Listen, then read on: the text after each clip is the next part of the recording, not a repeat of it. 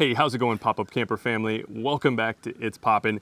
So today we're gonna do a little bit of Pop-Up Camper myth busting and testing. It's been quite a while since we did our last one. Yeah. I don't even remember which one it was, but regardless, I want to answer the question because I'm curious, and hopefully you guys are too, on whether your power lifts are even worth it for your pop-ups. So we are in the fortunate position to have two pop-ups right now.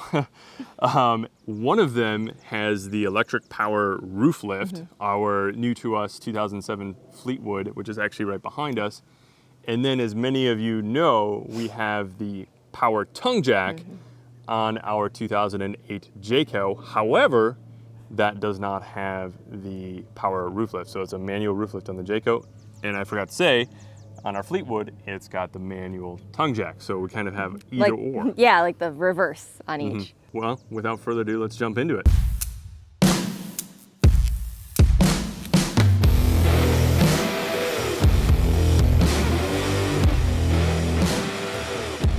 So first things first, we are going to test out the manual versus power tongue jack.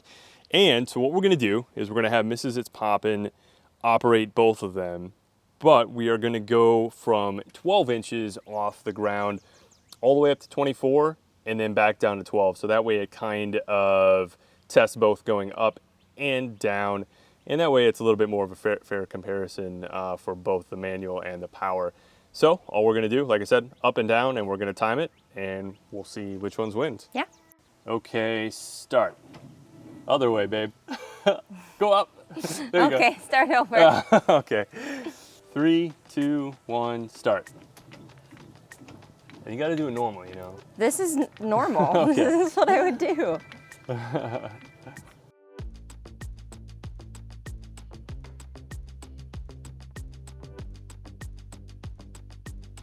Half an inch, stop. Okay, down, go down. So it's 48 seconds going up. Oh, it's so much quicker going down, isn't it? Yeah. Well, it's a lot easier. Yeah.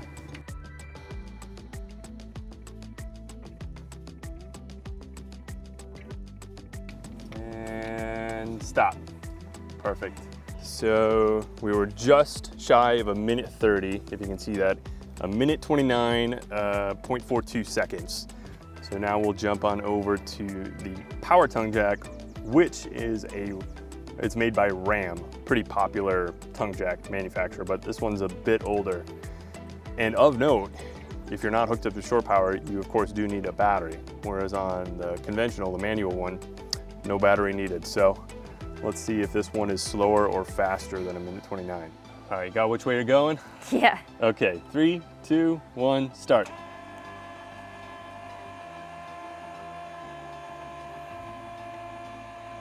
I wonder if this one just feels slower because you're not putting in any effort. It could. I don't know. It's definitely easier. Well, yeah.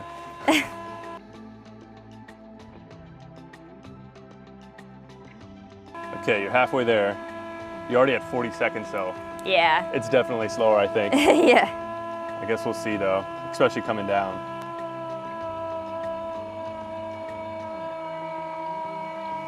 Got 1 more inch. Jeez.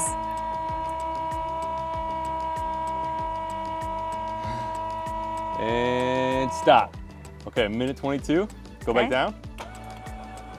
Yeah, so 1:22 compared to 48 seconds going up. Wow. And even going down seems slow. Yeah.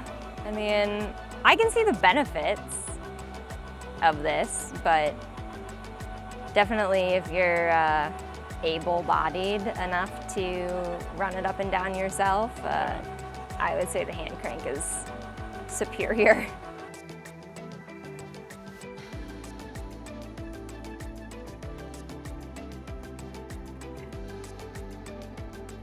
And stop. So as I'm sure you could tell, the powered tongue jack was significantly slower.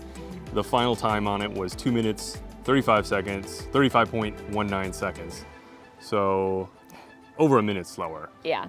I knew it always felt slower, but I didn't know it was quite that much. And honestly, I feel as though going from the down position to the up position and then back down is kind of analogous to taking it off your hitch, putting it up, although that's rather extreme, to get it off your tow vehicle, to get your pop-up off your tow vehicle, pulling it out and then running it back down to level. So we just kind of kept it at a nice even 1 foot up, 1 foot down. Yeah. But I mean, we gave it a pretty fair shake too with Right. choosing me to be the one to run it up and down. And I wasn't even, I guess, going that fast when I was trying to do Right. the manual. That's if you pretty really standard. wanted to make it go up a lot faster, you probably could. Yeah, but- yeah. So yeah, interesting results, kind of what I thought. Mm-hmm. So I almost think, unless you really need one, maybe ditch the power jack and or keep your manual one if you're considering switching over. Yeah.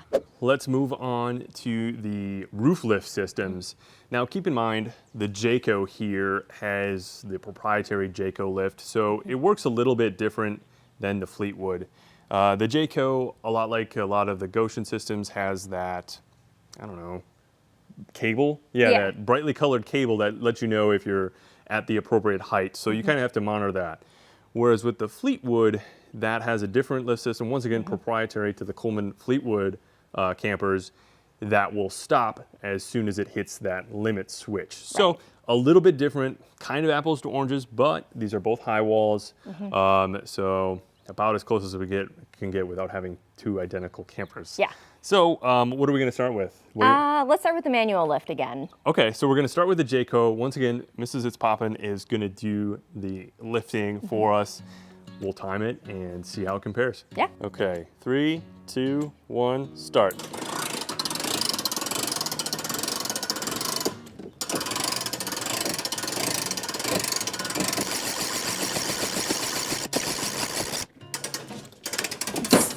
You can do it. It's so sweaty.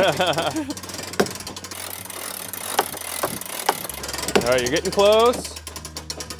And stop. Yep, right there. Okay. All right, guys, so for the Jayco Select with the manual lift, the hot, sweaty manual lift, especially when it's 85 degrees out, we came in at a time of 39.49 seconds.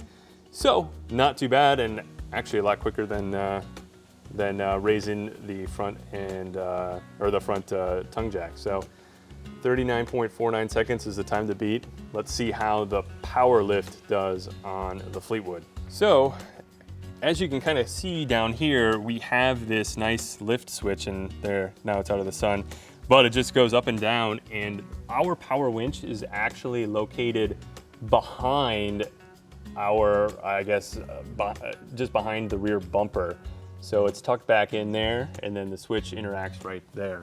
But I know a lot of you with like the Goshen lift systems, especially some of the newer pop-ups, have a power winch in the front that, you know, pulls the cable and whatnot. So slightly different system than you might have, but nevertheless, we'll see how this compares to the Jayco.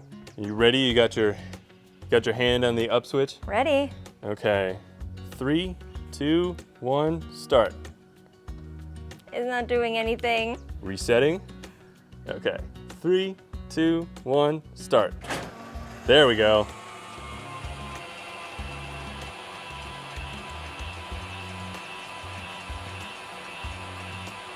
Much less sweaty. Yeah.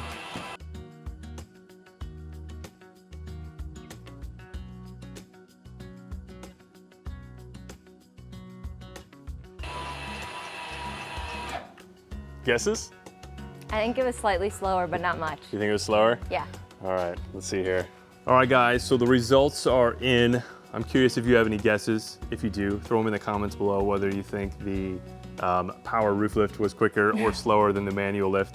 But nevertheless, not to keep you waiting, the final results for the power lift were 1 minute and 1 minute on the dot, plus 0.4 seconds, so 1 minute, 0.4 seconds. So what was the other one? Just shy of 40 seconds, right? Yeah, 38, I think. Okay, so about 20 more seconds. But how'd you feel with it going up?